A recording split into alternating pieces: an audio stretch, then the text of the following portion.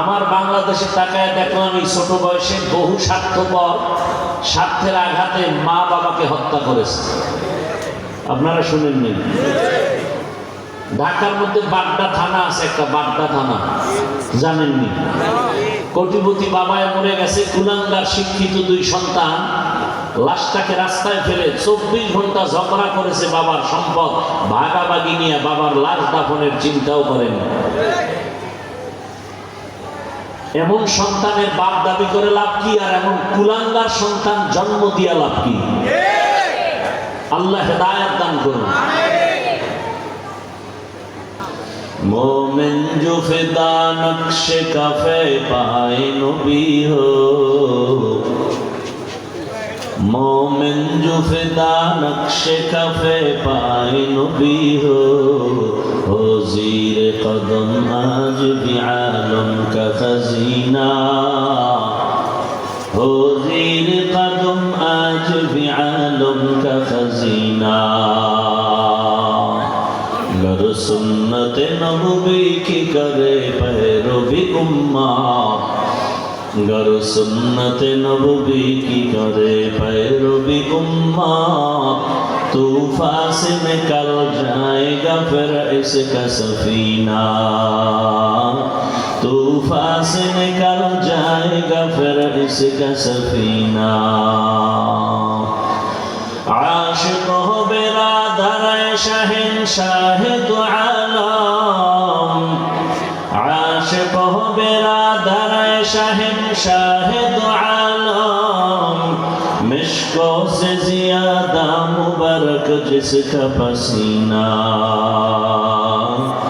मिश्कों से ज्यादा मुबारक जिसका पसीना। कर दिल में तरफ हो मेरे आका का ज़ियारत, कर दिल में तरफ हो मेरे आका का ज़ियारत। एक आन में आए नबी दिखला दे मदीना, एक आन में आए नबी दिखला दे मदीना। ঐতিহ্যবাহী গোরান বাগানবাড়ি জামে মসজিদ ও হাফিজিয়া মাদ্রাসার যৌথ উদ্যোগে আয়োজিত আজকের এই মাহফিলে উপস্থিত মোহতারাম সম্মানিত সভাপতি, প্রধান অতিথি হযরত উলামায়ে কেরাম, অত্র এলাকার বিভিন্ন স্থান থেকে আগত আল্লাহ পাকের আশিকিন, জাকিরিন, শাকিরিন, মুহিব্বিন, মুরব্বিয়ান এজাম, কলিজার টুকরা আমার সমবয়সী যুবক বন্ধুগণ, স্নেহের ছোট ভাই, পর্দার আড়ালে মা বোনেরা, আল্লাহ পাকের দরবারে শুকর যে আল্লাহ পাক আমাদেরকে সুস্থ রেখেছেন, আলহামদুলিল্লাহ। জীবনের এক অমূল্য সম্পদের নাম সুস্থতা। টাকা পয়সা বাড়ি গাড়ি সব আছে, কিন্তু আপনি অসুস্থ, আপনার এই জীবনের কোনো মূল্য। টাকা পয়সা বাড়ি গাড়ি তেমন নাই, কিন্তু আপনি সুস্থ, আপনার মতো সুখী কেউ নেই। আল্লাহ আমাদের সুস্থতাকে দাইমান কবুল করেন। যারা অসুস্থ ঘরের বিছানায়, হসপিটাল, আল্লাহ তাদেরকে সুস্থতার নেয়ামত দান করেন। হযরত উলামায়ে কেরাম দীর্ঘ সময় কোরআন সুন্নাহ ভিত্তিক দিক নির্দেশনামূলক আলোচনা রেখেছেন, আপনারাও ধৈর্যের সাথে শুনছেন। উলামায়ে কেরামের কথাগুলো সহি তরিকায় আমল করার তৌফিক দান করেন। উলামায়ে কেরামের ইজ্জতকে আল্লাহ বেশি বেশি বাড়ায় দেন। যারা বিভিন্ন চক্রান্ত করে আলেমদের ইজ্জতকে কমানোর জন্য, আল্লাহ এদের হেদায়েত দান করেন। হেদায়েত যদি না থাকে, আল্লাহ কুদরতের দ্বারা ফয়সালা করে দেন। আমি আপনাদের দোয়া নিতে আসছি এবং সংক্ষেপ দু চারটি কথা বলার নিয়তে কোরআনে হাকিমের শেষের দিকে এক সূরার কয়েক টুকরা আয়াত তিলাওয়াত করেছি, নবীজির হাদিস থেকে একটি হাদিস পড়েছি। ইখলাসুল নিয়তের সমন্বয়, সহি নিয়তে, সহি তরিকায়, সহি কিছু কথা আমাকে বলার মতো, আপনাদেরকে শুনবার মতো দয়াময় রব্বুল আলামিন তৌফিক দান করুন। আমিন। ইকরা বিসমি রাব্বিকাল্লাযী খালাক। হে রাসূল করিম সাল্লাল্লাহু আলাইহি ওয়া আলিহি ওয়াসাল্লাম, আপনি পড়ুন আপনার রবের নামে, যিনি স্রষ্টা। খালাকাল ইনসানা মিন আলাক, যেই রব সৃষ্টি করেছেন ইনসানকে জমাট রক্ত থেকে। ইকরা ওয়া রাব্বুকাল আকরাম, পড়ুন আপনার রবের মর্যাদার বিবরণ দিন, বর্ণনা করুন। আল্লাযী আল্লামা বিল কলম, যিনি জ্ঞান দান করেছেন কলমের মাধ্যমে। আল্লামাল ইনসানা মা লাম ইয়ালাম, এমন জ্ঞান দান করেছেন যে জ্ঞান সম্পর্কে ইনসান জাতি ছিল অনবহিতদের অন্তর্ভুক্ত। নবীজি হাদিসে পাকে বলেন, খায়রুকুম মান তাআল্লামাল কুরআনা ওয়া আল্লামা, পৃথিবীতে শ্রেষ্ঠ তোমরাই যারা কোরআন শিখবে অন্যকে শিখাবে। কোরআন শিখা এবং শিখানোর কয়েকটা ধরন, তর্জমা শেষ, এবার কিছু ব্যাখ্যা। কোরআন শিক্ষা দেওয়া, শিক্ষা নেওয়া, এর ডাইরেক্ট এক শিক্ষা হলো কোরআনের অক্ষর শিখা। আবার কোরআন শিখার এক ব্যাখ্যা হলো কোরআনের তর্জমা শিখা। আবার কোরআন শিক্ষা দেওয়া নেওয়ার এক ব্যাখ্যা হলো কোরআনের তাফসীর শিখা। আবার কোরআন শিক্ষার এক ব্যাখ্যা হলো কোরআনের ফিকহ শাস্ত্র, ফাতোয়া বিভাগে যেগুলো বিধান, এগুলো শিখা। কোরআন শিক্ষার মজলিস বড় দামি। এই শিক্ষার এক ব্যাখ্যা হলো কোরআনের গ্রামারের জ্ঞান অর্জন করা, ইলমে নাহু, ইলমে সরফ, ইলমে বালাগাত, এগুলো শিক্ষা দেওয়া নেওয়া। এই সবগুলো খায়রুকুম মান তাআল্লামাল কুরআনের অন্তর্ভুক্ত। শুধু তাই না, আমি ডাইরেক্ট কোরআন পড়াচ্ছি, ছাত্র পড়তেছে, আর সেই পড়ার জন্য, পড়ানোর জন্য একটা পরিবেশ দরকার, একটা ঘর দরকার। সে ঘর আপনি নির্মাণ করে দিলেন। আমি পড়াইয়া যে সওয়াব পাবো, বরকত পাবো, আল্লাহর পক্ষ থেকে পুরস্কার পাবো, আপনি কোরআন শিক্ষা দেওয়া নেওয়ার ক্ষেত্রে যে সহযোগিতাটুকু করবেন, আপনিও সমপরিমাণ বরকত পেয়ে যাবেন। তাহলে যারা কোরআনের মাসআলা মাসাইল শিখে শিখায়, এরাও শ্রেষ্ঠ মজলিস বা ব্যক্তিদের অন্তর্ভুক্ত। যারা তাফসীর শিখেন শিখায়, এরাও শ্রেষ্ঠ ব্যক্তিদের অন্তর্ভুক্ত। আমরা যারা বয়ানে বসছি, আপনারা শুনবেন, আমরা বলবো, এটাও শ্রেষ্ঠ মজলিসের অন্তর্ভুক্ত। এদের থেকে শ্রেষ্ঠ মজলিস আর দুনিয়াতে হতে পারে না। দেখেন তার নজর, চাক্ষুষ প্রমাণ কি। এতগুলো মানুষ যদি মনে করেন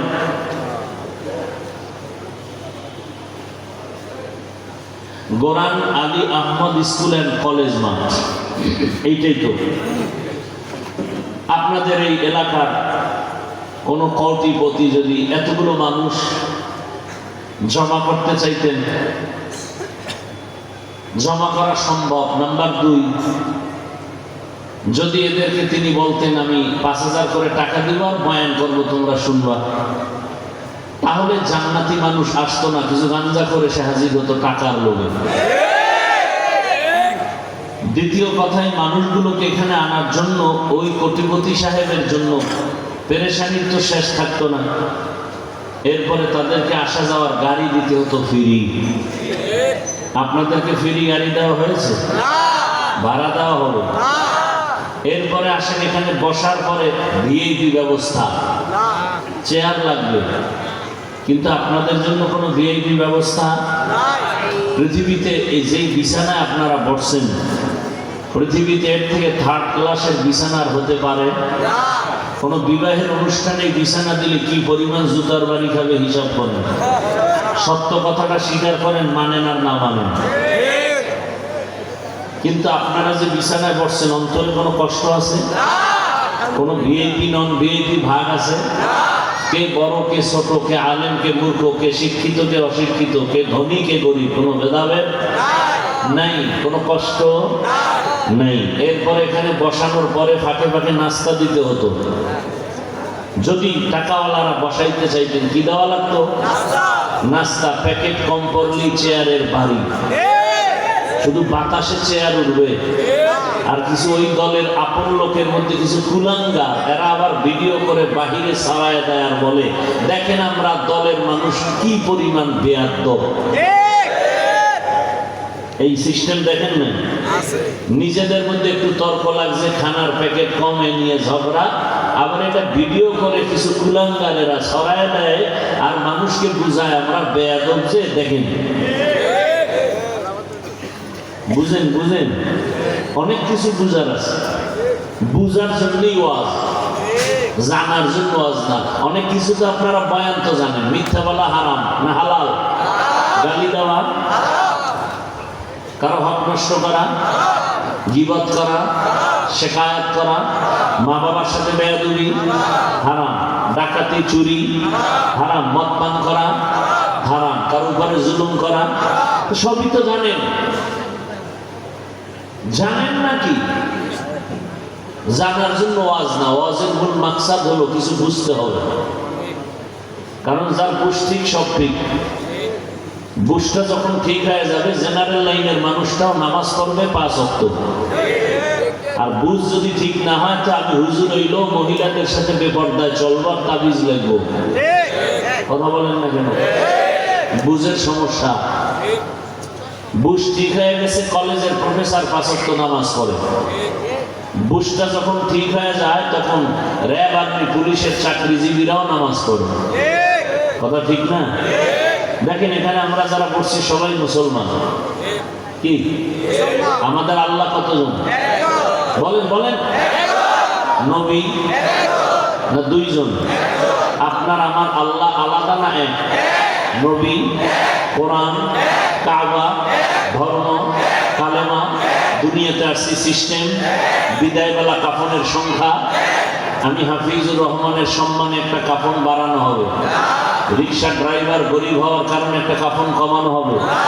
আমাকে 3 কাফন, মহিলাদের 5 কাফন।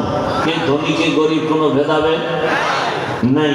কাফনের উপরে লেখা থাকবে বড় সাহেবের লাশ, বড় হুজুরের লাশ লেখা থাকবে না, কালার হবে আলাদা। আমাদের হুজুরদের কাফনের কালার একরকম, আপনাদেরটা আর এক রকম না? সব এক। কাফনের ভেতরে ঢুকার পরে বাহাদুরি আছে? কে ধনী কে গরিব, কে মালিক কে কর্মচারী, কাফনের মধ্যে ঢুকার পরে আর কোনো বুঝার উপায় আছে? কোনো উপায় নেই। এই বাহাদুরি আমরা করি। কবরে যাওয়ার আগে বাহাদুরি সব শেষ। এরপরে কবরের সাইজ না, বনশ্রী বা আপনাদের গোরান এলাকার কবরের সাইজ একটু বড়। কবরের মধ্যে 3 প্রশ্ন, তাও না আমার প্রশ্ন আলাদা, আপনাদেরটা আলাদা? সবার বেলায় কয় প্রশ্ন? 3টা প্রশ্ন। প্রশ্ন সব সিস্টেমও কি? রবের পরিচয় দাও, ধর্মের পরিচয় দাও, রাহমাতুল্লিল আলামিনের পরিচয় দাও। তাহলে আল্লাহ এক, নবী এক, কোরআন এক, কাবা এক, ধর্ম এক, কালেমা এক। দুনিয়াতে আসছি এক, কাফন এক, কালার এক, কবর এক, প্রশ্ন এক।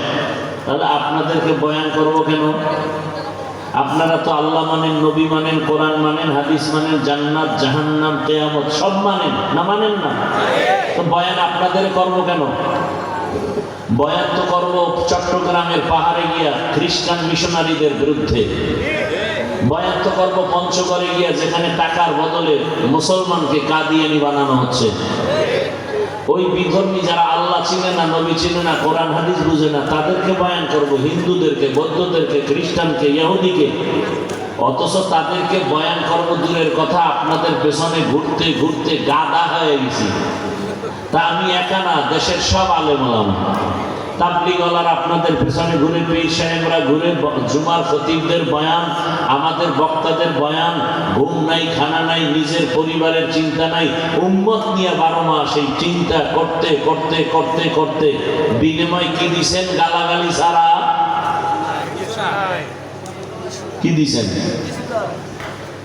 দিন শেষে দোষ কি? হুজুর খারাপ। দিন শেষে দোষ কি? কথা, সত্য কথা মানেন আর না মানেন স্বীকার করবেন, ভুল হলে ধরায় দিবেন, তবে বেয়াদবি করবেন না, সাবধান। আমরা বুঝে শুনেই শেয়ার করছি, খুব সাবধান। টুপি মাথায় দেওয়ার আগে বুঝছে এই টুপির কারণে, দাড়ির কারণে, নামাজের কারণে বহু হুজুর ফাঁসির মঞ্চে ঝুলতে হয়েছে। এগুলি বুঝে শুনে কিন্তু এই পথে আসছি। কওমি মাদ্রাসায় পড়লে সরকার আমাকে ম্যাজিস্ট্রেট বানাবে না, ডিসিওসপি বানাবে না, চাকরি দিবে না, সেইটা বুঝা শুনে এরপরে আসছি। এই মাদ্রাসায় পড়লে সরকারি সার্টিফিকেট নাই, না খাইয়া ভিক্ষার ঝুলি নিয়ে ঘুরতে হবে। কিন্তু পৃথিবীর সব বাহাদুরের মাথা হাঁটুর নিচে চলে গেছে করোনার সময়, সেই সময়ে কোনো হুজুর না খেয়ে মরে নাই। এগুলো বুঝে শুনে আসছি। অতএব কোরআন হাদিস পড়তে পড়তে পড়তে পড়তে 16-20 বছর ডাউলের পানি আটার রুটি খাইয়া এরপরে কষ্ট করে করে এলেম শিখছি। কোরআনের অক্ষর কি, ব্যাখ্যা কি, তাফসীর কি, বালাগাত কি, ফাসাহাত কি, গ্রামার কি, কোরআনের ফতোয়া কি, মাসআলা কি, সব বুঝি। কোরআনের মধ্যে কোন বিষয় বয়ান আছে, কোন বিষয় নাই, সব বুঝি। অতএব আমগো জ্ঞান দিতে আসবেন না। আমগো জ্ঞান দিতে হলে আমগো থেকে বেশি জ্ঞান নিয়া এরপরে আসতে হবে। বেয়াদবি করবেন না, সাবধান। নামাজ পড়েন না, ভিন্ন জিনিস। নামাজ পছন্দ করেন না, ভিন্ন জিনিস। নামাজ যে পড়ে না তার সাথে দ্বন্দ্ব নেই, তাকে বুঝাবো। যে নামাজ পছন্দ করে না তার সাথে কোনো আপোষ নেই। কথা বুঝে নেই। নামাজ পড়ে না আর নামাজ পছন্দ করে না, দুইজন এক। একজন মুমিন আর একজন তাজা বেঈমান। দাড়ি রাখেন না, কোনো দ্বন্দ্ব নেই। দাড়ির বিরোধিতা করলে ছাড় নেই। পর্দা করেন না, কোনো দ্বন্দ্ব নাই। পর্দার বিধানের উল্টো বললে কোনো ছাড় নাই। আমি এদেশের বৈধ নাগরিক এবং আমি এই দেশের যত ভালো মানুষ তার মধ্যে আমি একজন ভালো নাগরিক। কথা বলেন না? আমি সরকারের উপকার করি, দেশের উপকার করি, উম্মতের উপকার করি। কোনো ক্ষতি আমাদের দ্বারা হয় না। ইভেন সরকারকে আমরা বছরে বছরে পাই পাই হিসাব করে ট্যাক্সের টাকা দিই। আমি আমারটা বলতেছি। অতএব আমি এদেশের একজন পিওর মানুষ, পিওর নাগরিক। আমি সরকারের ক্ষতি করি না, হিন্দুদের বিরুদ্ধে বলি না, খ্রিস্টানের বিরুদ্ধে বলি না, ইহুদির বিরুদ্ধে বলি না। আমরা মুসলমানকে তার ঈমান ঠিক রাখার বয়ান করি। আমাদের বয়ানের মাধ্যমে আল্লাহর শুকর, তাবলীগের খেদমতের মাধ্যমে, পীর মাশায়েখের খেদমতের মাধ্যমে, আমাদের ওলামায়ে কেরাম দেওবন্দীদের মাধ্যমে, র্যাবে যা পারে নাই, সরকার যা পারে নাই, আর্মি যা পারে নাই, পুলিশ যা পারে নাই, আমরা বিনা টাকায়, বিনা শোষণে আর শাসনে আল্লাহর কোরআনের হাদিসের বয়ান দিয়ে তা করে ফেলেছে। বহু মদ পান কর্মেওয়ালাকে আটকায় রাখছে, জরিমানা করছে, মদ ছাড়ে না। র্যাবের বেতের বাড়িতেও নেশা বন্ধ হয় না। কথা বলেন না? কিন্তু ওলামায়ে কেরামের সোহবতে বহু চোর নামাজি হয়ে গেছে, বহু ডাকাত নামাজি হয়ে গেছে, বহু হারামখোর হালালখোর হয়ে গেছে। ক্ষতি করছি? একটা লোক যদি দাঁড়ায় বলতে পারেন তাবলীগের কারণে আমাদের দেশের ক্ষতি, ইসলামের ক্ষতি, দেওবন্দীদের কারণে, পীর মাশায়েখের কারণে দেশের ক্ষতি, ইসলামের ক্ষতি, একটা প্রমাণ দেন, আমি মাঠে তাদের বিরুদ্ধে নেমে যাব। সোজা কথা, কোনো প্যাচ নেই। অতএব যারা চোর, ডাকাত, দুর্নীতিবাজ, বেনামাজি, আল্লাহ মানে না, নবী মানে না, দেশের আইন মানে না, মানুষের সাথে মানবতা রক্ষা করে না, জুলুম করে, কর্মচারীর বেতন মেরে খায়, স্ত্রীর হক আদায় করে না, ভাইয়ের হক আদায় করে না, বোনের হক আদায় করে না, দেশের হক আদায় করে না, প্রতিবেশীর হক আদায় করে না, বড়দেরকে শ্রদ্ধা করে না, ছোটদেরকে মায়া করে না, এরা পদে পদে অপরাধ করার কারণে তাদের সামনে আমরা পিওর মানুষ, ভালো মানুষ, বৈধ মানুষ, আমরা এদেশে কথা বলার যে অধিকার পাবো, অপরাধী সে অধিকার পাবে না। আল্লাহ বুঝার তৌফিক দান করেন। তো উলামায়ে কেরাম এই জাতির চূড়ান্ত বন্ধু, নিঃস্বার্থ বন্ধু, আর বাকি সব স্বার্থপর। বাকি সব কেমন স্বার্থপর? আমার বাংলাদেশে তাকায় দেখলাম এই ছোট বয়সে বহু স্বার্থপর স্বার্থের আঘাতে মা বাবাকে হত্যা করেছে। আপনারা শুনেননি? ঢাকার মধ্যে বাড্ডা থানা আছে, একটা বাড্ডা থানা, জানেননি? কোটিপতি বাবায় মরে গেছে, কুলাঙ্গার শিক্ষিত দুই সন্তান লাশটাকে রাস্তায় ফেলে 24 ঘন্টা ঝগড়া করেছে বাবার সম্পদ ভাগাভাগি নিয়ে, বাবার লাশ দাফনের চিন্তাও করেনি। এমন সন্তানের বাপ দাবি করে লাভ কি? আর এমন কুলাঙ্গার সন্তান জন্ম দিয়া লাভ কি? আল্লাহ হেদায়েত দান করুন। উলামায়ে কেরামের ইজ্জত বাড়লে জাতির ইজ্জত বাড়বে। আচ্ছা, আমাকে একটু সহজে বলবেন, আমি তো আয়াত হাদিসের তর্জমা বলে ফেলেছি, এবার ব্যাখ্যা শোনাবো। ভূমিকায় দিয়ে একটা কথা বলতেই হয়। আমরা যে ইসলামটা মানি, আমরা যে কোরআন মানি, আমাদের ইসলাম, আমাদের কোরআনটা কি পরিপূর্ণ, স্বয়ংসম্পূর্ণ, পারফেক্ট, নাকি অপূর্ণাঙ্গ একটা ইসলাম? তাল মিলেন না, বুঝে শুনে বলেন। পরিপূর্ণ। আরো খোলামেলা বলি, আমাদের ইসলাম এবং কোরআনে মানুষের জীবনের সব বিষয়ের সমাধান কি আছে? পরিপূর্ণ না অর্ধেক?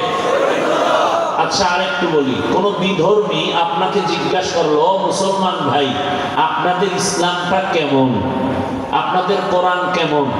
আপনি কি বলবেন?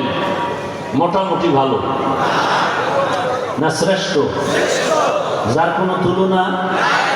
আচ্ছা, বলবে তো আপনাদের ইসলাম কোরআনটা কেমন শ্রেষ্ঠ? ব্যক্তি জীবনের সমস্যার সমাধান আছে?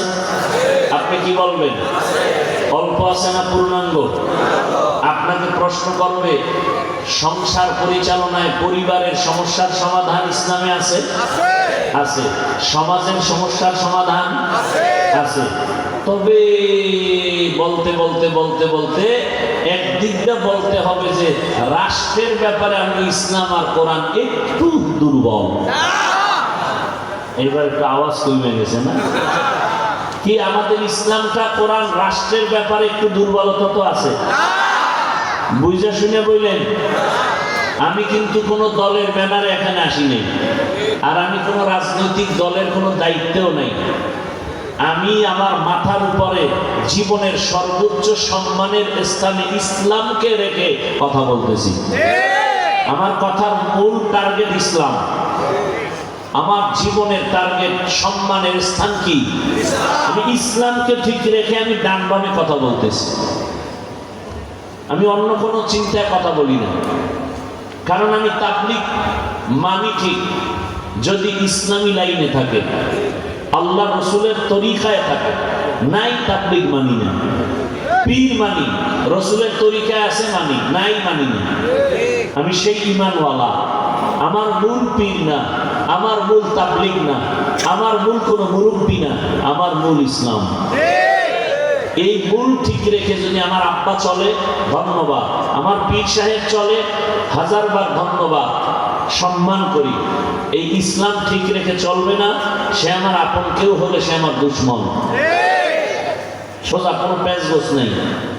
তাহলে রাষ্ট্রের ব্যাপারে একটু ইসলামের দুর্বলতা আছে, তাই তো? কেউ যদি বলে আল্লাহর কোরআনে ইসলামে একটু দুর্বলতা আছে, তার ঈমান থাকে? বলেন। কিন্তু আমাদের সমাজে এরকম বলনেওয়ালা আছে না নেই? বলে খবরদার, তারা একটু অন্য ভাষায় বলে, তারা অন্য ভাষায়। আচ্ছা বলেন, রাষ্ট্রের ব্যাপারে কি ইসলামের সমাধান আছে? অর্থনীতির ব্যাপারে ইসলামের সমাধান আছে? একজন সাংবাদিক জিজ্ঞেস করলো একজন টুপিওয়ালাকে, আপনাদের ইসলামে, সেও মুসলমান, অর্থনীতির বিষয়ে কিছু আছে কিনা? টুপিওয়ালা বললেন, আমাকে দেখতে হবে, ভাবতে হবে, বুঝতে হবে, তারপরে বলতে হবে। অথচ আমি চ্যালেঞ্জ করে বলি, পৃথিবীতে অর্থনীতি মানেই হলো কল্যাণময়, নিরঙ্কুশ কল্যাণময় অর্থনীতি, মানে ইসলামী অর্থনীতি। ভালো করে মনে রাখবেন, পারলে লিখে রাখবেন। বহু চিন্তা ভাবনা করে এরপরে কথা বলতেছি। ভালো করে মনে রাখবেন, যতদিন পর্যন্ত জমিনে ইসলামী অর্থনীতি বাস্তবায়ন হবে না, ততদিন পর্যন্ত দারিদ্র বিমোচন হবে না। ইসলামী অর্থনীতি যেদিন বাস্তবায়ন হবে, সেদিন থেকে দারিদ্র বিমোচন চূড়ান্তভাবে শেষের দিকে চলে যাবে। ইসলামী অর্থনীতির এক পয়েন্টের নাম যাকাত, ইসলামী অর্থনীতির এক পয়েন্টের নাম সাদাকা, ইসলামী অর্থনীতির এক পয়েন্টের নাম অসহায়দের সহযোগিতা করা। আমরা করি। বড় লোকের যদি বলে গরিব গিয়ে আমারে ৫,০০০ টাকা ধার দিবেন, বলে নাই নাই নাই নাই নাই।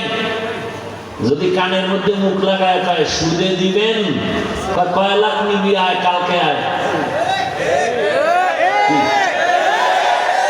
বলছি না, সত্য কথা স্বীকার করবেন। ধার দেয় না, কি দেয়?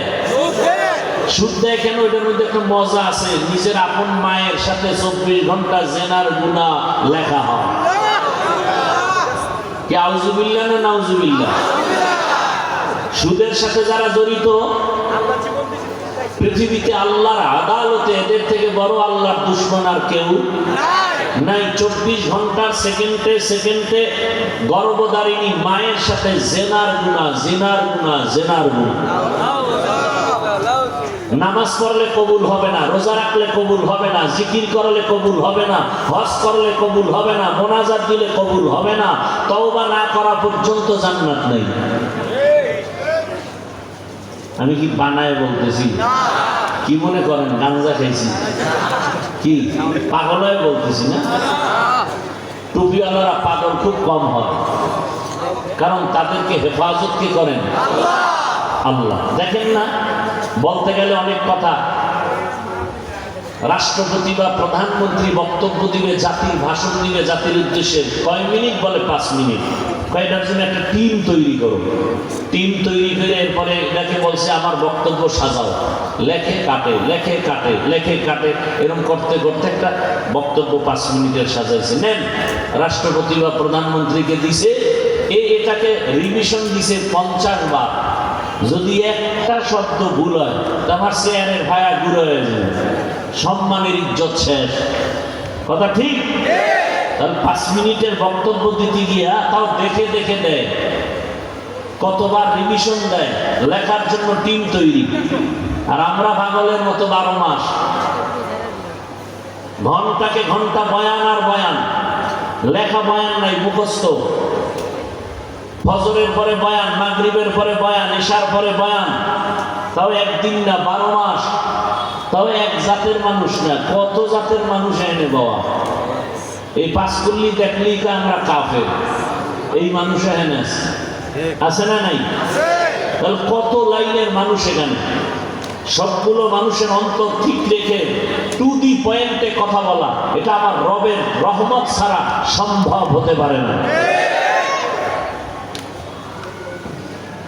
বড় কঠিন হালাত। এরপরও তো দুই একটা কথা একটু ডান বাম হওয়া স্বাভাবিক। এইটার লগে আবার কিছু কুলাঙ্গারেরা ডোল বাজায়, আছে না নাই? গেছে হুজুরের জিন্দেগি বরবাদ হয়ে গেছে। আল্লাহ হেদায়েত দান করুন।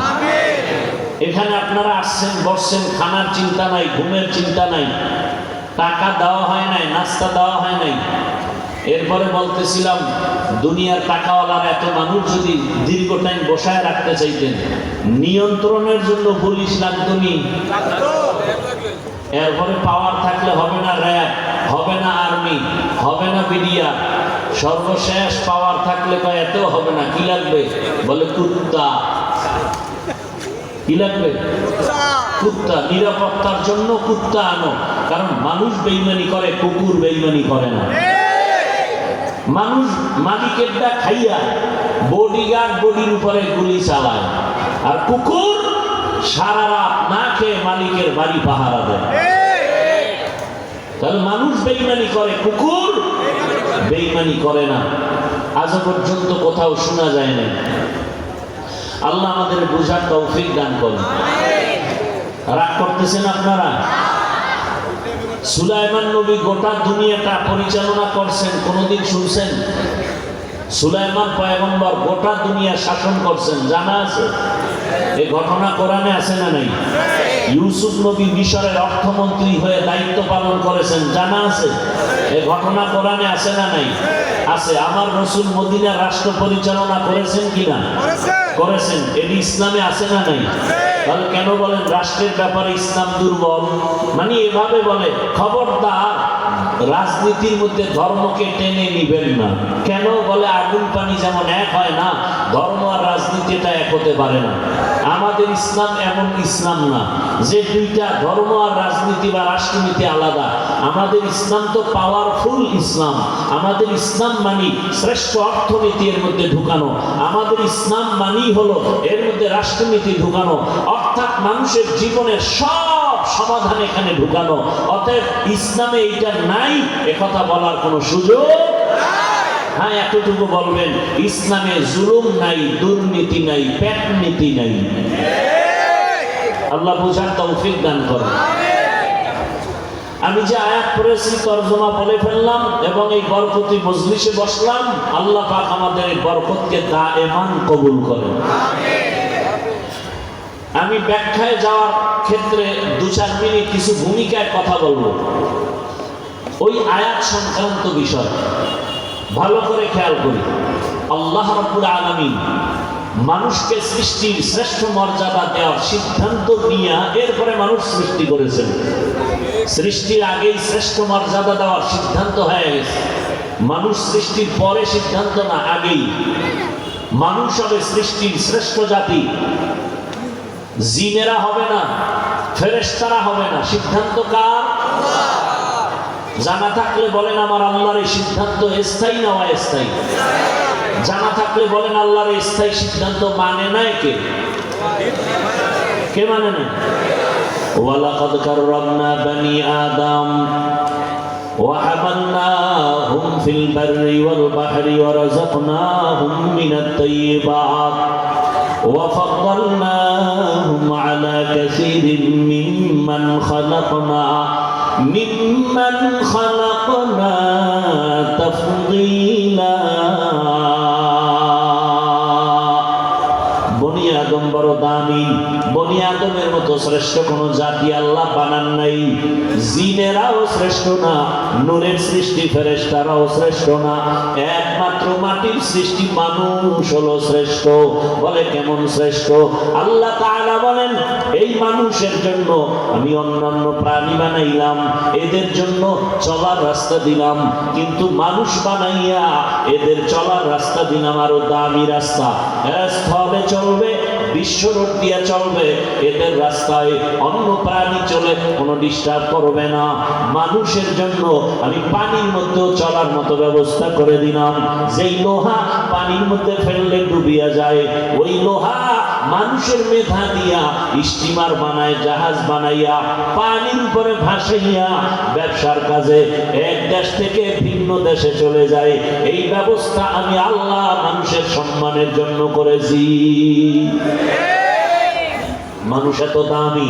আল্লাহ তাআলা বলেন আমি পিপিলিকার খানাও দেই, আমি উড়ন্ত পাখির খানাটাও ব্যবস্থা করে দেই। জঙ্গলে হাজার প্রাণীর খানাও আমি আল্লাহ দেই। সমুদ্রের ভেতরে হাজারো লাখো মাছ, এই প্রাণীর খানা কে দেন? উড়ন্ত পাখির খানা কে দেন? গর্তের পিপিলিকার খানাও যিনি দেন, উড়ন্ত পাখির খানাও যিনি দেন, আমার আল্লাহ তাআলা বলেন আমি মানুষের খানা কেন দিব না? মানুষ কেন এত পাগল, এত মামলা হামলার পেছনে কেন দৌড়াও?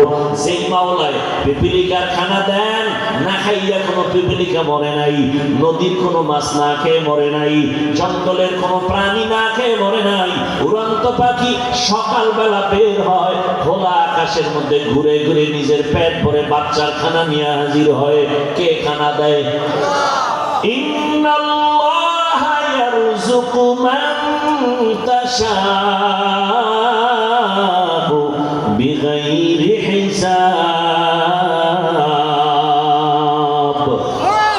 আল্লাহ বলেন মানুষ দামি না পিপিলিকা দামি? মানুষ দামি না নদীর মাছ দামি? মানুষ দামি না জঙ্গলের সিংহ দামি? তাহলে ওদের খানা দিলে আমাদের আল্লাহ দিবেন না? কিন্তু পাগল হয়ে দৌড়ান কেন? এই পাগল হয়ে যারা দৌড়ায় এরা লুভি, এরা কি?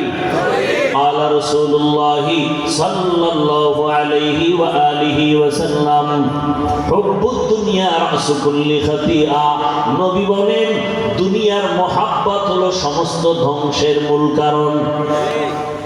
দুনিয়ার লোভ, দুনিয়ার মহব্বত, ভালোবাসা ধ্বংসের।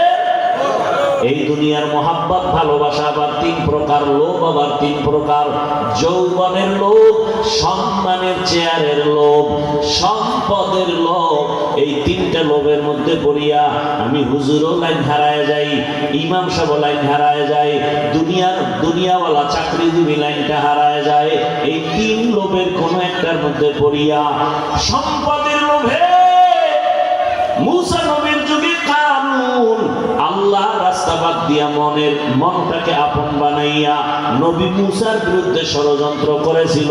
কিসের লোভ? সম্পদের লোভ, চেয়ারের লোভে পিছনে পড়িয়া ওই মিশরের জমিনের ফেরাউন চেয়ারে বৈশা এত মজা লাগতেছে। হামানরে ডাক দিয়ে কয়, রে হামান, চেয়ারে বসার পরে কেমন যেন নিজের মধ্যে একটু ভাব লাগে, গরম গরম। বলে, জাহাপনা কি চাও? এবার ফেরাউন কয়, মনে চায় একটু খোদা খোদা দাবি করি। কথা করো, করলে আবার ছোট খোদা দাবি করে লাভ কি? বড় খোদাই দাবি করি। ফেরাউন ঘোষণা করলো, আনা রাব্বুকুমুল আ'লা, আমি শুধু খোদা না, সব থেকে বড় খোদা। আরো আস্তে করে বলেন। কিসের লোভ? হ্যাঁ, সম্মানের চেয়ারের লোভ।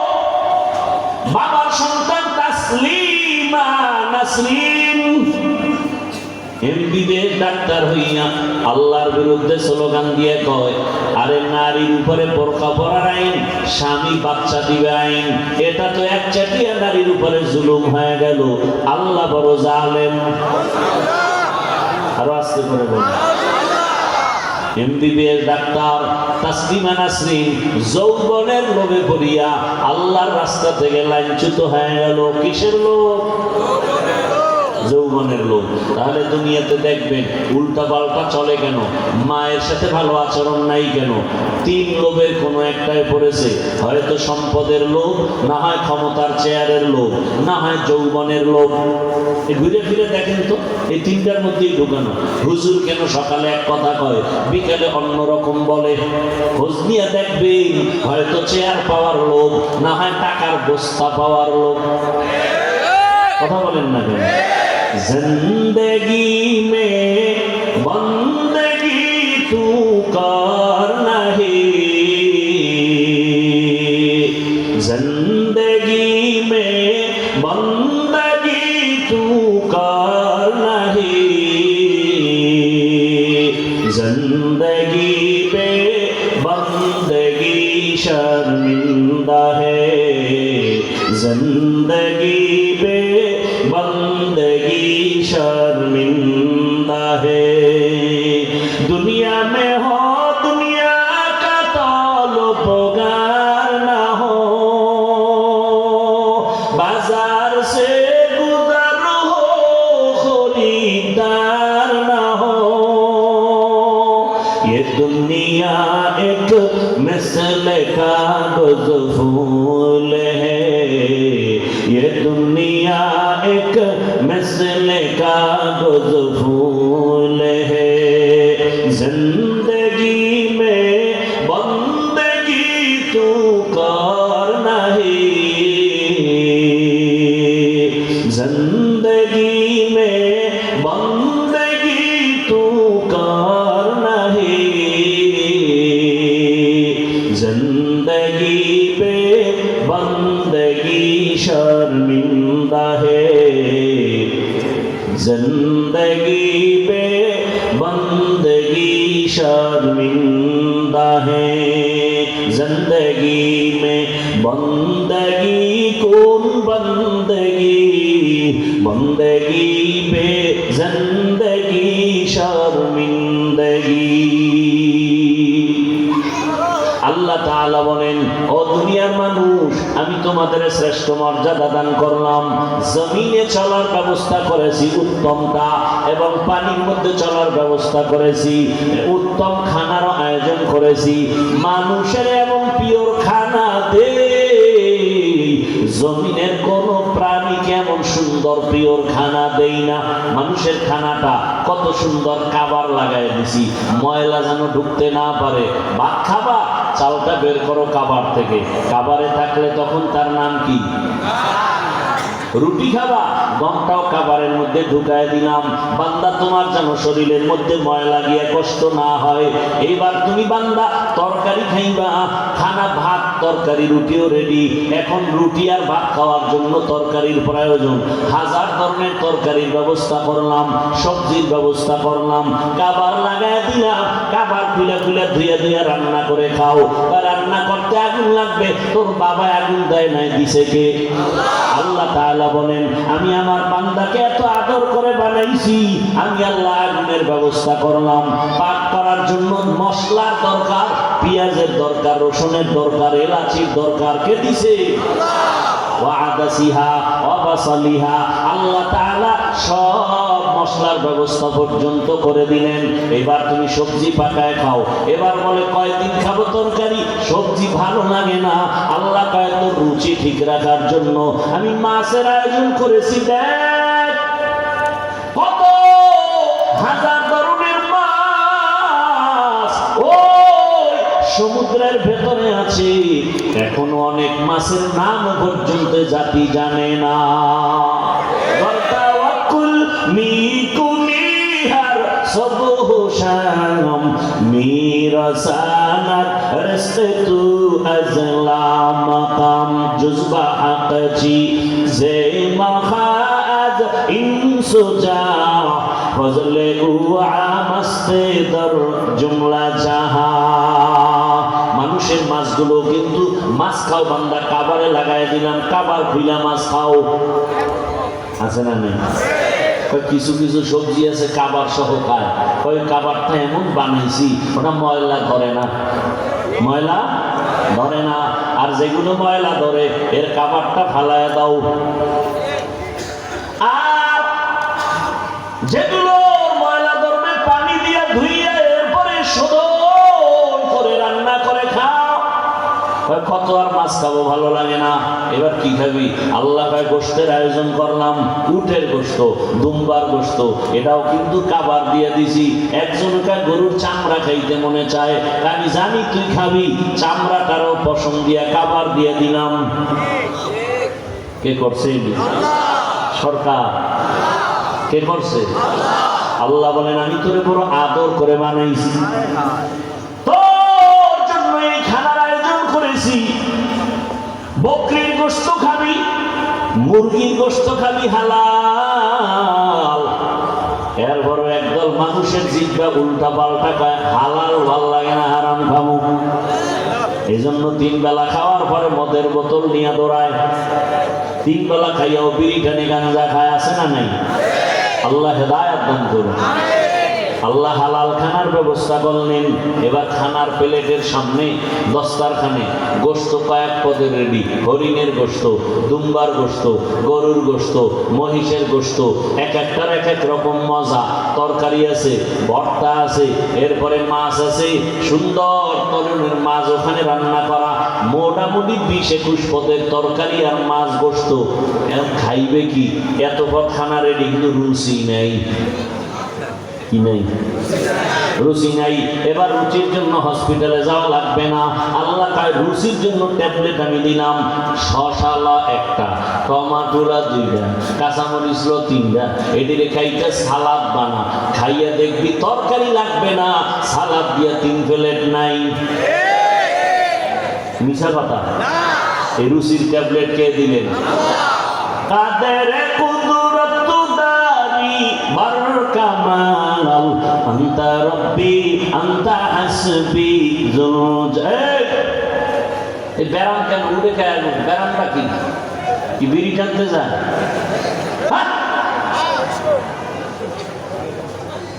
কারো জ্যৈষ্ঠ মাস, কারো সর্বনাশ। আমার জীবন যাইতেছে আর হেরান আরামে বিড়ি টানতে যাইতেছে। চিন্তা করতে পারে তো মরাটার মারো কেন, কয় লড়ে কেন? ভাই আপনার দাওয়াত, আলহামদুলিল্লাহ। আপনার বাড়ি? বলে নাউজুবিল্লাহ।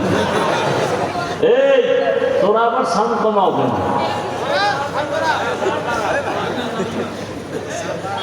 আল্লাহ, কষ্ট হইতেছে আপনাদের। আচ্ছা একটু হইলেও কি আমার থেকে বেশি হয়? এরকম কেন করে? সব জায়গায় কি বয়ান চলে? বয়ান হয়? কত জায়গায় চেষ্টা করি, আইয়ে না, দরজা বন্ধ হয়ে গেছে। আর কত জায়গায় বয়ান শেষ হয় না, কখন ঘন্টা চলে যায় টেরও পাওয়া যায়। এই জন্য প্রায় সময় বলি, বক্তার এলেম আমলের বাহাদুরিতে ওয়াজ হয় না, আওয়াজ হয়। কি হয়? আওয়াজ।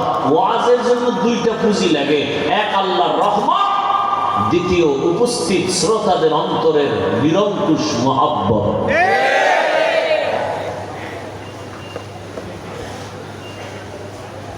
আপনাদের ঘুমের সময় হয়ে গেছে মনে হয়।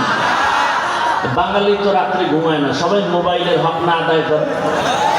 ও কারো আবার বোধহয় টাইম দেওয়া আছে, মিস কলের জবাব দিতে হবে গিয়া। আল্লাহ হেদায়েত দান করে। হায় হায় হায়, আল্লাহ তাআলা মানুষের সৃষ্টির শ্রেষ্ঠ মর্যাদা দিয়ে দুনিয়ায় পাঠাইলেন। জমিনের মধ্যে তোমার এই মর্যাদা ধরে রাখার জন্য আল্লাহ ব্যবস্থা দিয়েছেন দুইটা। এই দুই ব্যবস্থা ধরে রাখলে দুনিয়াতেও তোমার সম্মান কমবে না, আখিরাতের ময়দানে তুমি হাসতে হাসতে বিনা হিসাবে জান্নাতে যাবে। শ্রেষ্ঠ মর্যাদা দিয়েছেন কে? দুনিয়াতে ধরে রাখার জন্য ব্যবস্থা আছে কয়টা? দুইটার একটা যদি কেউ ছেড়ে দেয় তার ধ্বংস মরার আগে শুরু। এক নাম্বার ব্যবস্থার নাম রিজালুল্লাহ, আর একটা ব্যবস্থার নাম কিতাবুল্লাহ। রিজালুল্লাহ মানে আল্লাহ সিলেকশন করা নির্বাচিত ব্যক্তি, আর কিতাবুল্লাহ মানে আল্লাহ নিজের থেকে নির্বাচিত করা কিতাব।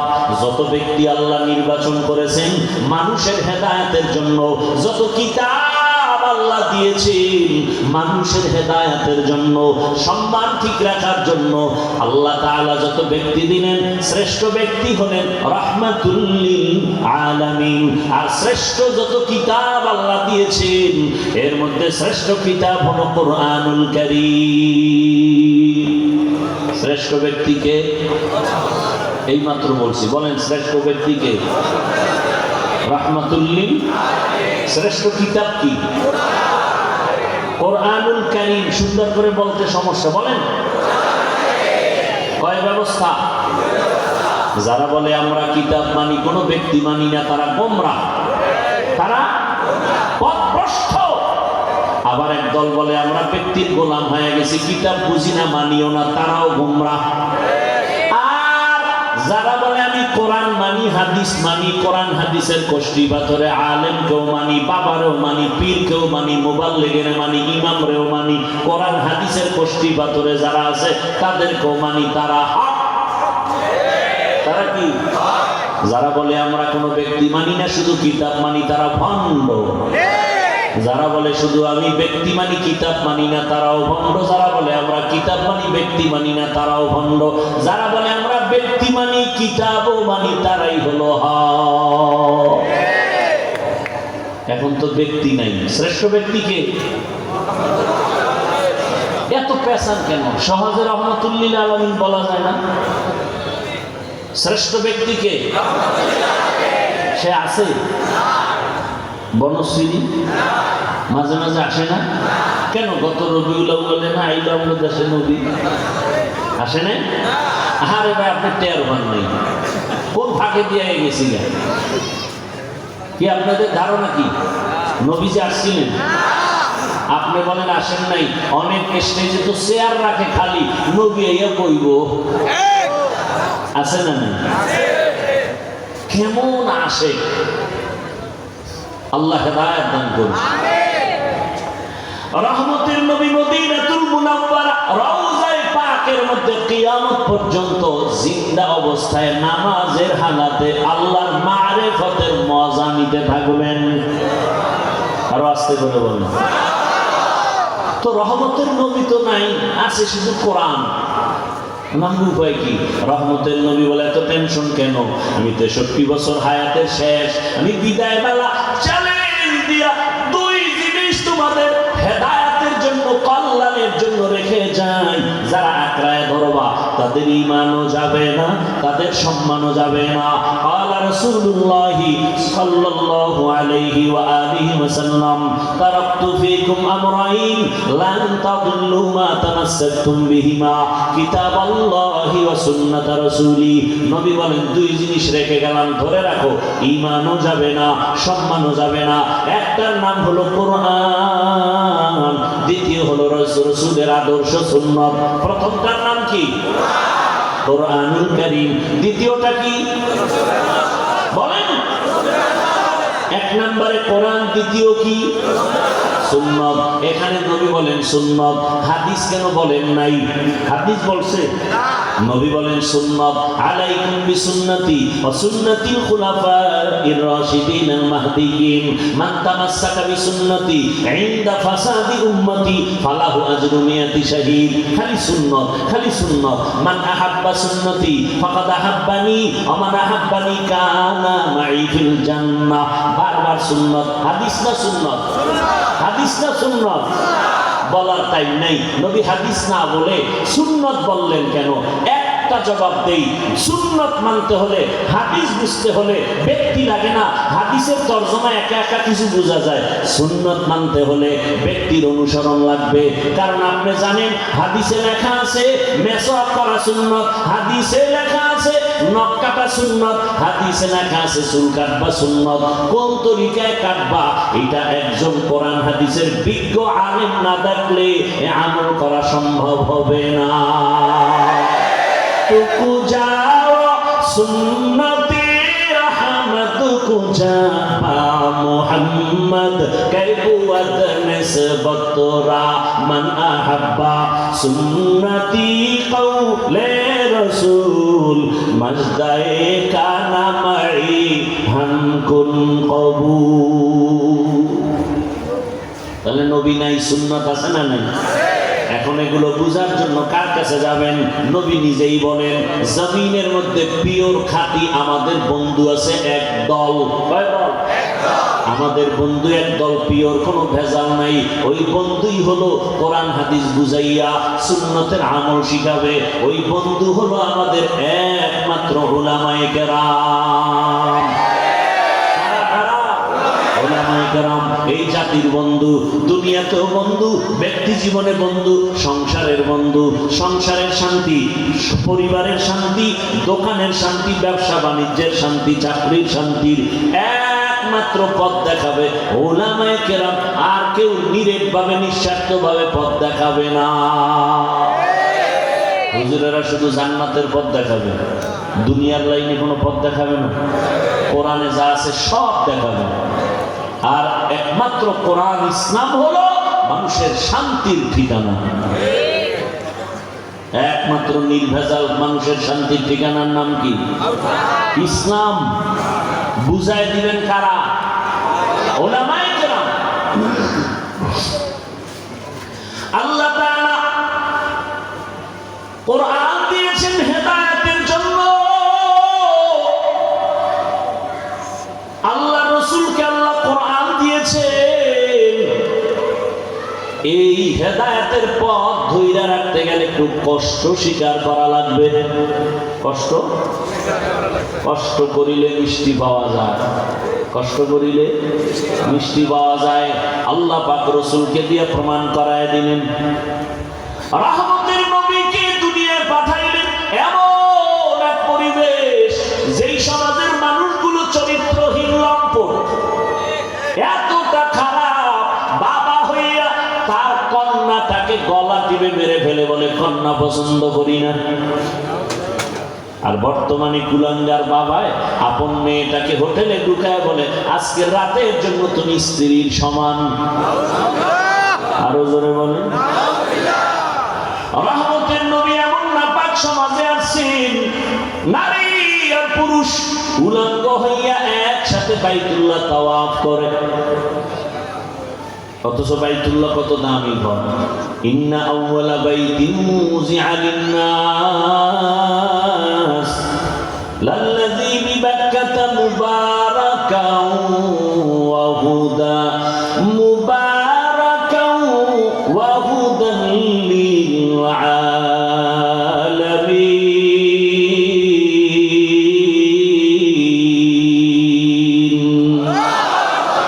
ইকালামে জিন্দা কুরআনে হাকীম হিকমতে উলায়া জালাস্তু কাদীম। গেট আটকাই ফেলাইবে, ভয় ঢুকছে আপনাকে না? না কি হবে? এটা হারা রাত রাস্তায় ঘুরা লাগবে কি? 11টার পরে গেটের নতুন তালা নতুন। কিন্তু আমি লাগাই, আপনাকে ওই গাড়িওয়ালারা লাগাইব না, নিরাপত্তা আছে না? এমন নিরাপত্তা। ফজরের সময় নামাজ পড়তে মুসল্লি যাইতে চায়, ভাড়াটিয়া মালিককে গেট খোলার চাবি দেয় না। এই বিল্ডিং এ আগুন লাগবে না তো কোন বিল্ডিং এ আগুন লাগবে? কি ভাড়াটিয়া নামাজে যেতে চায়, মালিক চাবি দেয় না, নিরাপত্তার ভয়। এমন আগুন লেগে যায়, তখন নিরাপত্তা কই যায়? অথচ উচিত ছিল প্রত্যেক ভাড়াটিয়াকে বলা দরকার নামাজ আদায় করেন। একজন কর্মচারী রাখবে, তুই নামাজের সময় কলিং বেল দিবি আর দাওয়াত দিবি, নামাজে যাবে। ফজরের সময় গেট খুলে দিবি, মসজিদে গিয়া নামাজ আদায় করবে। মেয়াদ শেষ হলো, সেই ঘর আমার আল্লাহ হেফাজত করবে। গেট খোলার চাবি দেয় না, বড় কঠিন হালাত। আল্লাহ সবাইকে হেদায়েত দান করুন। আর কিছুক্ষণ থাকবেন? হ্যাঁ, আল্লাহ সবাইকে কবুল করেন। হ্যাঁ, নবী বললেন দুই ব্যবস্থা রেখে গেলাম, কোরআন আর সুন্নাহ। আল্লাহর কোরআন নবীর কাছে এখনো দেয় নাই। দীর্ঘ 40টি বছর নবী একটা সেকেন্ডের জন্য কাউকে বলে না নামাজ পড়েন, তেলাওয়াত করেন, কালেমা পড়েন, জিকির করেন।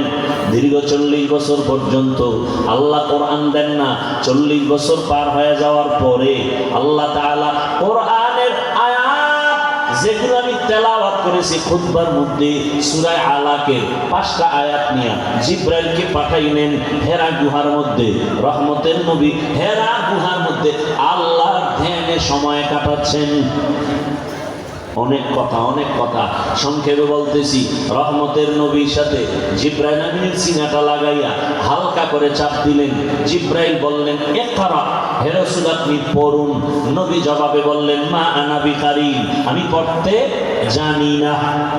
জিবরাইল আবার চাপ দিলেন ইকরা, নবী আপনি পড়ুন। নবী বললেন মা আনা বিকারি, আমি পড়তে জানি না। কয় চাপ হলো? এবার তৃতীয় খুব জোরে চাপ দিলেন, এমন জোরে চাপ। নবী এবার পড়তে জানি নাও বলেন নাই, পড়তে জানি তাও বলেন নাই। নবী বলেন আমার এত পরিমাণ অসুস্থতা, জ্বর এসে গেল, মনে হয় যেন আমার উপরে মরণের কষ্ট শুরু। আমি দ্রুত বের হইয়া খাদিজার ঘরে চলে গেলাম। গিয়া বললাম খাদিজা জাম্মিলুনি জাম্মিলুনি, আমার কম্বল দিয়ে আবৃত করে নাও। নবী অসুস্থ, বড় চোখের পানি ছেড়ে রহমতের নবী কান্না করেন। খাদিজাতুল কুবরা রাদিয়াল্লাহু আনহা রহমতের নবীকে সান্ত্বনা দিয়ে চলে গেলেন চাচাতো ভাই ওয়ারাকা বিন নাওফেলের কাছে। তিনি ছিলেন ইনজিলের হাফেজ, ভবিষ্যৎবাণী জানছে, রহমতের নবীকে দেখেই চিনছে। এই ব্যাপারে তো আমি ইনজিল কিতাবের মধ্যে দেখেছি। শেষ এক পর্যায়ে জিবরাইল 5 আয়াত দিয়ে আর নাই। 3 বছর পরে আবার এসে আয়াত নিয়ে আগে, আর এই 5 আয়াতের পরে আর আয়াত 3 বছরে আসে না। নবী এক ভয়, এক চাপে অসুস্থ, ভেতরে এক আতঙ্ক কাজ করে। 3 বছর পরে আবার জিবরাইল আয়াত নিয়ে হাজির। ইয়া আইয়ুহাল মুদ্দাসসির কুম ফাআনজির রাব্বাকা ফাকাব্বির ওয়া সিয়াবাকা ফাতাহহির। আয়াত নিয়ে জিতে যদি 23 বছর লাগে, ও বাংলাদেশি মানুষ, আমার আল্লাহর কোরআনটা সেটা রাতারাতি তুমি পয়রা মুফাসসির হবা, এটা হতে পারে না। কোরআন কালামুল্লাহ বসনো কদিমাস্তি কদিমাস্তি নাইনো। 40 বছর পরে কোরআন আসলো, দাওয়াত শুরু হয়ে গেল। আরে নবী চাপ দিল কেন? বাইতুল্লাহ এত দামি ঘর, যেই ঘরটা দিয়ে তাকাইলেই সওয়াব, হেদায়েতের ঘর, ইবাদতের ঘর, এত দামি ঘর, এই ঘরের পাশে রাসূলকে কোরআন দিলেন না। হেরা পাহাড়ের গুহায় কেন আল্লাহ সূচনা করলেন? হেরা পাহাড়ের দাম বেশি না বাইতুল্লাহর দাম বেশি? বলে তাহলে বাইতুল্লাহ কোরআন নাজিল না করিয়া হেরা পাহাড়ে করলেন কেন? প্রশ্ন আছে না নাই? নবী বাইতুল্লাহ জায়গায় না বসিয়া দীর্ঘ টাইম হেরা পাহাড়ের গুহায় কেন নবী সাধনায় কাটাইলেন? প্রশ্ন আছে না নাই? জবাবও আছে, চমৎকার জবাব, দেওয়ার মতো সুযোগ নাই।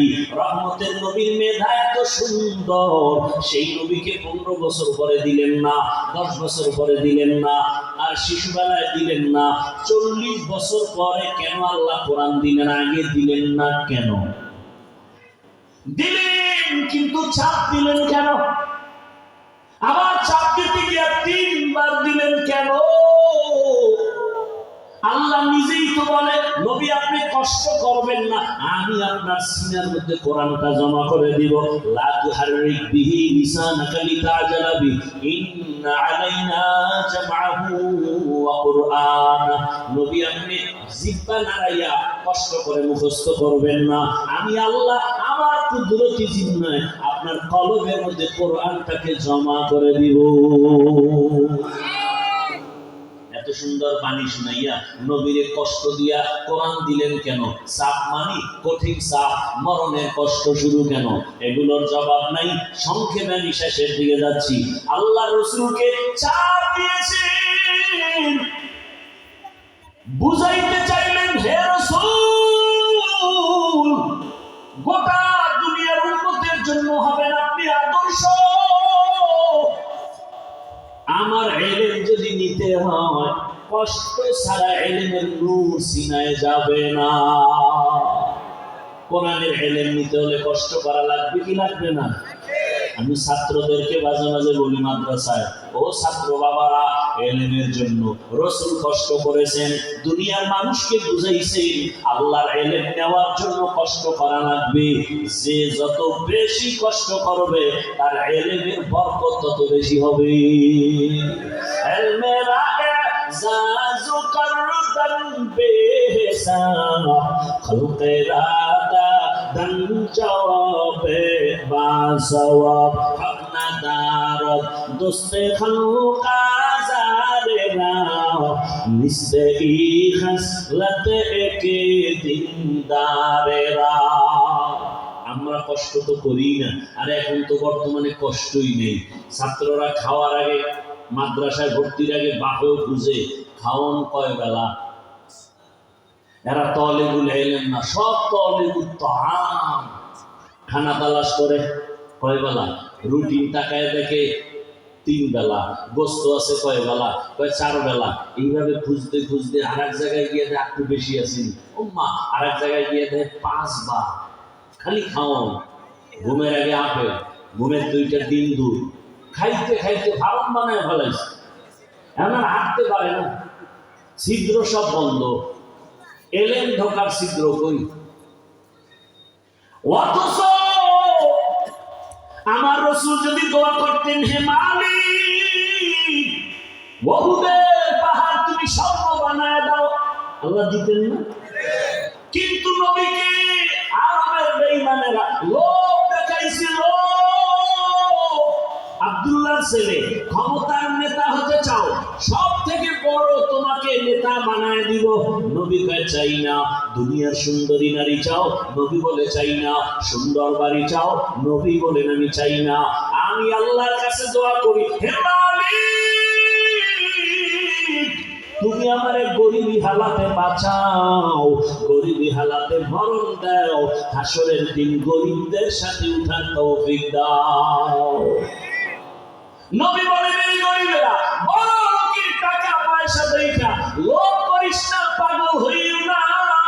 কিয়ামতের দিন যেদিন আপন বলতে কেউ থাকবে না, ও গরিব বড় লোকের 500 বছর আগে জান্নাতে চলে যাইবা। রহমতের নবী কষ্ট করলেন, ইলম শিখার জন্য কষ্ট করতে হবে। যে যত কষ্ট বেশি করবে তার ইলমে বরকত তত বেশি হবে। আমরা যাদের কাছে লেখাপড়া করেছি তারা কত কষ্ট করেছেন। আমার ডান পাশে যিনি বসা, আমার সরাসরি ওস্তাদ, আমি উজানি কচুয়া মাদ্রাসায় লেখাপড়া করেছি, হযরতের কাছে কিতাব পড়েছি। বহুদিন আমাদেরকে লেখাপড়া শিখেছেন, তাদের কষ্ট তো আরো কঠিন। তারা যাদের কাছে লেখাপড়া শিখছেন তারা আরো কষ্ট করেছেন, তারা যাদের কাছে লেখাপড়া শিখছেন তারা আরো কষ্ট করেছেন। এই কষ্ট, রসুলের কষ্ট কেমন কষ্ট, তিনবার চাপ দিয়ে বুঝাইলেন নবী আপনার জীবনে তিনটা মহা মুসিবত ঘেরাও করে ফেলবে। এক মুসিবত হলো আপনার এমন একটা সময় আসবে, এক তো দুনিয়াতে আসিয়া নবী আব্বা দেখেন না, আব্বা বলে ডাক দিতে পারেন নাই, 6 বছরে মা হারাইলেন, 8 বছরে দাদাকেও হারাই ফেললেন। এই যে এক কষ্ট, সামনে আরো কষ্ট শুরু হবে। রহমতের নবী, দুনিয়ার লাইনে নবীর দুইটা ছায়া, দুনিয়ার লাইনে এক ছায়া চাচা আবু তালেব, আর এক ছায়া হলো আম্মাজান খাদিজা রাদিয়াল্লাহু আনহা। একই বছরে আম্মাজান চলে গেলেন, চাচা আবু তালেব চলে গেলেন। এই এক কষ্ট শুরু, বেঈমানদের অত্যাচার শুরু। নবীকে হত্যা করার জন্য বারবার আক্রমণ চালায়, বাড়ি ঘেরাও করে নবীরে মারবে। ওদিক থেকে আর একটা কষ্ট, নবীকে টানা 3টা বছর পর্যন্ত নবীর বংশের দুশমনেরা গৃহবন্দী করে দিল। শিয়া আবু তালিবের ভেতরে খানা দেয় না, পানি দেয় না। রহমতের নবী গাছের পাতা ছিঁড়ে ছিঁড়ে চাবাইয়া খেয়ে খেয়ে পেটের ক্ষুধা নিবারণ করেছেন। রহমতের নবী আমার, এত কষ্টের বিনিময় আজ আমরা নবীর সুন্নত পেয়েছি, আর এখন কষ্ট করতে চাই না। মসজিদ দেখেন না, স্বর্ণ দিয়া পারলে বাধাই দেয়। মসজিদ এত সুন্দর, কিন্তু মুসল্লিদের অন্তর এত সুন্দর না। অথচ মসজিদের থেকে অন্তর সুন্দর হওয়া দরকার। নামাজ 5 ওয়াক্ত ঠিক মতো পড়া দরকার। যে ব্যক্তি নামাজ পড়বে তার অন্তর পরিশুদ্ধ হবে, সে মিথ্যা বলবে না, গালি দিবে না, গীবত করবে না, অন্যের হক নষ্ট করবে না। কিন্তু এগুলো করে না, করে না। নামাজও করে, মিথ্যাও বলে, নামাজও করে, অন্যের হক নষ্ট করে। আল্লাহ হেদায়েত দান করুন। ভাইরা আমার, আল্লাহ তাআলা নবীকে কোরআন দিলেন হেদায়েতের জন্য। রহমতের নবী 2 চাপে বললেন আমি পড়তে জানি না। 3য় চাপে নবী পড়তে জানি তাও বলেন নাই, পড়লেন তাও লেখা নাই। নবী বললেন আমার জ্বর উঠে গেল। তবে এখানে ওলামায়ে কেরাম লেখেন নবী যেহেতু চুপ থাকলেন, তাহলে এখানে তো সম্মতির একটা পরিচয় আছে। তার মানে হলো নবী 2 চাপে ডাইরেক্ট বললেন পড়তে জানি না। 3য় চাপে নবী অসুস্থ হয়ে তো চুপ থাকার সমর্থন।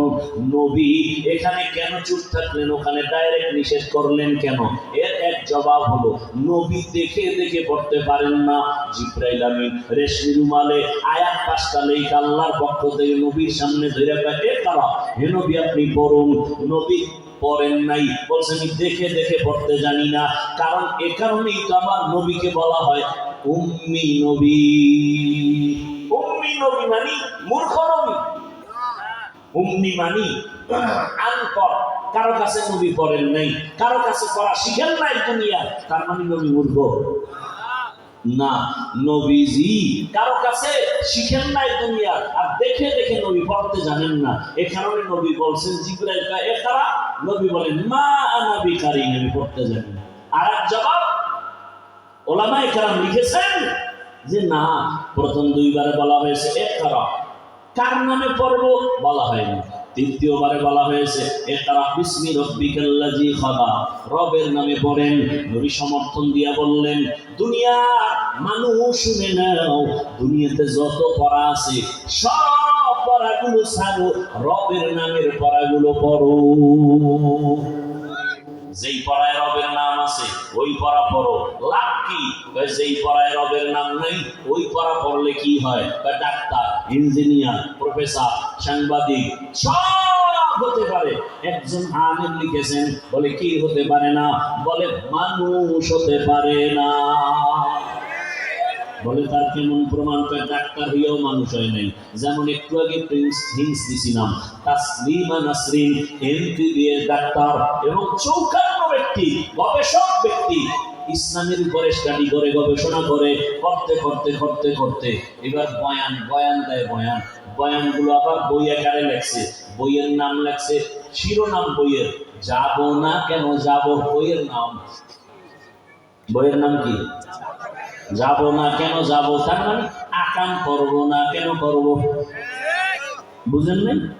এমবিবিএস ডাক্তার তাসলিমা নাসরিন বলে, আমি তাসলিমার পেট আমার শরীরের অংশ, আমার পেটে একজন পুরুষ বাচ্চা দিবে এটা হতে পারে না। আমার স্বাধীন পেটে যেখান থেকে মনে চায় সেখান থেকে পেটে বাচ্চা নিব। এবার আলেমরা সব দাঁড়াইবেন। একটা কথা মনে রাখবেন, আলেম ওলামা যে আন্দোলনে নামবে কিয়ামত পর্যন্ত সে আন্দোলন সফল। এই কথাটা মনে রাখবেন। বাংলাদেশে আলেম আন্দোলন করছে সফল হয় নাই, এরকম কোন নজির নাই। ওলামায়ে কেরাম দাঁড়ায় গেল, এই বেশ্যা তাসলিমা, যেখান থেকে মনে চায় সেখান থেকে পেটে বাচ্চা আমগো দেশে কুকুর নিয়ে আনেন। তুই কি কুকুরনি না মানুষ? মানুষের পেট যেখান থেকে মনে চায় সেখান থেকে বাচ্চা নেওয়ার পেট হতে পারে না, না কুত্তির হতে পারে, কুকুরনির হতে পারে। ওলামায়ে কেরাম আন্দোলনে নামলেন, তাসলিমা এখন পশুর চরিত্রে চলে গেছে। কেন? ডাক্তার হয়েছে, মানুষ হতে পারেনি। এইভাবে উদাহরণ আরো আছে। এবার আল্লাহর নাম বাদ দিয়ে পড়লে ডাক্তার প্রফেসর সব হওয়া যায়, মানুষ হওয়া যায় না। জটিল প্রশ্ন। হাফিজ ভাই, আমরা যারা জেনারেল লাইনে পড়ি, জাগতিক শিক্ষা স্কুল কলেজে পড়ি, আমরা কি মানুষ না? প্রশ্নটার জবাব ভালো করে শুনেন। আমাকে আগে বলে, আমার দেশে doctor, engineer, professor, OC, DC, SP, RAB, army, police, BDR, পাঁচ ওয়াক্ত নামাজি নাই? আপনি তাদেরকে অমানুষ বলবেন? ইসলামের তো নিদর্শনই নামাজ। তাহলে বলা যায় ডাক্তার হলেই অমানুষ হয় না, ইঞ্জিনিয়ার হলেই অমানুষ হবে না, কলেজে পড়লেই সে অমানুষ হবে না। যার মধ্যে আল্লাহর কোরআনের ছোঁয়া লাগবে সেই কলেজে পড়লেও মানুষ, ডাক্তার হলেও মানুষ, ইঞ্জিনিয়ার হলেও মানুষ। কথা ঠিক নেই? আমাকে একটু বলেন তো, স্কুল কলেজের ছেলে মেয়েরা কি জানে মাকে বিবাহ করা হারাম? জানেনি? জানে। বিয়া ছাড়া সন্তান জন্ম দেওয়া হারাম? জানেনি? জানে। যদি বলেন জানে, তারা নিশ্চিত মানুষ। তবে প্রশ্ন থেকে যায়, তারা যে জানলো মাকে বিবাহ করা হারাম, বিবাহ ছাড়া সন্তান জন্ম দেয়া হারাম, এটা জানলো কোথা থেকে? কলেজের বই পড়িয়া? অবশ্যই কোনো না কোনো উপায় আল্লাহর কোরআন ওয়ালাদের ছোঁয়া পেয়ে যান। তাহলে ফলাফল কি দাঁড়াইল? মানুষ হওয়ার একমাত্র পথ হলো আল্লাহ রবের নামের পথ। কলেজে পড়ছে কিন্তু টুপিওয়ালা কেন, নামাজি কেন বলে? তাবলীগের ছোঁয়া লাগছে, কোরআনের মাধ্যমে পীর মাশায়েখের নেক নজর লাগছে। এজন্য কলেজে পড়িয়াও মানুষ, ডাক্তার হইয়াও মানুষ, ইঞ্জিনিয়ার হয়েও মানুষ। এরে নবীর উম্মতের দল, বড় দুঃখ। আল্লাহর কোরআন তো কলেজে থাকা দরকার, আগে যাও ছিল তাও নাই, আমগো খবর নাই। জুলাইয়ের আন্দোলন করে আমাদের দেশবাসীরা স্বাধীন করলা দেশটারে। এখনো আবার শুনি গানের মাস্টার নাকি প্রাইমারিতে দেওয়ার জন্য পাগল। আল্লাহর কোরআন পড়ানোর মাস্টারের খবর নাই, আবার আন্দোলন চলে। তাহলে স্বাধীন করলা কি? স্বাধীন যদি হয়ে থাকে তাহলে এখনো কেন আমার মা ধর্ষিতা হয়, আমার বোন কেন ধর্ষিতা হয়, পানির মধ্যে কেন লাশ ভাসতেছে? বুঝা গেল এই স্বাধীন সকল স্বাধীন না, নতুন করে আর একটা স্বাধীনতার জন্য তৈরি নাও। সেই স্বাধীন হবে ইসলামের স্বাধীন। ভাইরা আমার, ইসলামের স্বাধীন যেদিন হয়ে যাবে, ইসলাম বলে ও বড়রা ছোটকে মায়া করো, ও ছোটরা বড়দেরকে শ্রদ্ধা করো। ইসলাম অনুযায়ী যদি বড়রা ছোটদের মায়া করে, ওদের উপরে জুলুম করবে। বড়রা যদি ছোটরা যদি বড়দেরকে শ্রদ্ধা করে, বড়দের সাথে ছোটরা বেয়াদবি করবে না। ইসলাম বলে দেখা হলেই সালাম দাও। সালাম মানে কি? শান্তি। আমিও দিলাম আসসালামু আলাইকুম, সেও বলল ওয়ালাইকুম আসসালাম। দুই দিক থেকে শান্তির দোয়া চলতেছে, এখানে অশান্তি আসবে না। ইসলাম বলে কর্মচারী কাজ করে ঘাম ঝরার আগে বেতন দিয়া দাও। কত সুন্দর। ইসলাম বলে গালি দেওয়া হারাম, মিথ্যা বলা হারাম, গীবত করা হারাম, মা বাবার হক নষ্ট করা হারাম, ভাইয়ের হক নষ্ট করা হারাম, নামাজ পড়া ফরজ, জুলুম করা হারাম, চুরি করা হারাম, ডাকাতি করা হারাম। এভাবে যদি চুরি হয়, ইসলামী স্বাধীন যখন হবে, বাইতুল মুকাররমের সামনে নামি দামি একটা চোরের হাতের কবজা কেটে দিবে, এক কবজা কাটবে, টোটাল বাংলাদেশ চুরি মুক্ত হয়ে যাবে। এটা ইসলাম ছাড়া সম্ভব কোনোদিনও না। এই জন্য আমি বলছি, লিখে রাখো, ব্যানার বানায় বানায় টানাও, যতদিন পর্যন্ত জমিনে ইসলাম কায়েম হবে না, ততদিন পর্যন্ত চাপাবাজি হবে, শান্তি হবে না। শান্তি আল্লাহ তাআলা এই জন্যই বলেন, আমার ভয় অন্তরে জমা করিও, আল্লাহর কোরআনের বেশি বেশি তেলাওয়াত। ও পর্দার আম্মা জানেনা, ও যুবক, বৃদ্ধ বাবাজি, স্কুলে পড়ো, কলেজে পড়ো, এতক্ষণ আলোচনার দ্বারা কি বুঝলা রে যুবক বাবা? কলেজে পড়া হারাম, স্কুলে পড়া হারাম, ডাক্তার হওয়া হারাম। বরং বাংলাদেশে আমি একা এই চ্যালেঞ্জ দিয়া যুবকদের পক্ষে বলি, স্কুল ছাড়িও না, কলেজ ছাড়িও না, ওখানে পরে ডাক্তার হও, ইঞ্জিনিয়ার হও, প্রফেসর হও, তুমি একজন এসপি হও, ডিসি হও, তুমি একজন ওসি হও, তুমি একজন আর্মির চাকরি নাও, তুমি একজন এমপি হও, ব্যবসায়ী হও, তবে একটা ছোট দাবি, বেয়াদব হইও না। তোমার আচরণে মা বাবা যেন কষ্ট না পায়, শিক্ষক যেন কষ্ট না পায়, ওলামায়ে কেরাম যেন কষ্ট না পায়। ও আমার যুবক বাবা, তোমার মতো যুবক তাকায় দেখো, স্কুলে পড়ে, কলেজে পড়ে, 5 বেলার নামাজ পড়ে, মনটারে বুঝাও, তুমি কেন পারো না রে বাবা? ও ব্যবসায়ী বাবারা, আপনার মতো কত ব্যবসায়ী এই বনশ্রী, এই কোরআন এলাকায় 5 ওয়াক্ত নামাজও পড়ে, ব্যবসা করে, আছে না নাই? বলে আপনারা কেন পারেন না? ও চাকরিজীবী বাবারা, প্রশাসনিক বাবারা, র্যাব, আর্মি, পুলিশ, বিডিআরের চাকরি করেন, ওসিডি সিএসপি হইলেন, আপনার মতো কত ওসিডি সিএসপি নামাজ পড়ে, 1 টাকাও হারাম খায় না, র্যাব, আর্মি, পুলিশ, বিডিআরের চাকরি করে, নামাজ পড়ে, বলেন আপনারা কেন পারবেন না? ও আমার ড্রাইভার বাবারা, আপনার মতো কত ড্রাইভার, কত শ্রমিকের কাজ করে, ড্রাইভারি করে, নামাজ পড়ে, বলেন আপনারা কেন পারবেন না?